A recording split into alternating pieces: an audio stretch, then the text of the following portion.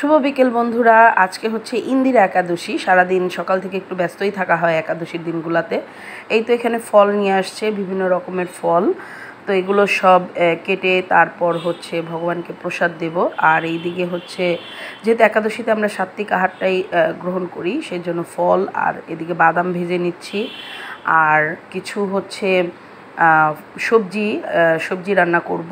আর মানে এগুলো একাদশীর মধ্যে আমরা এই প্রসাদগুলোই পাই।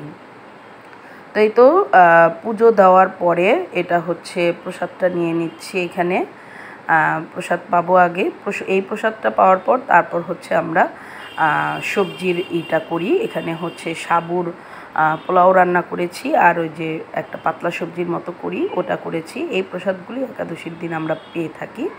তো এই তো, আর বাদামগুলো ভেজে তো রাখলামই প্রথমেই। ভিডিও ভালো লাগলে অবশ্যই লাইক দেবেন। টাটা।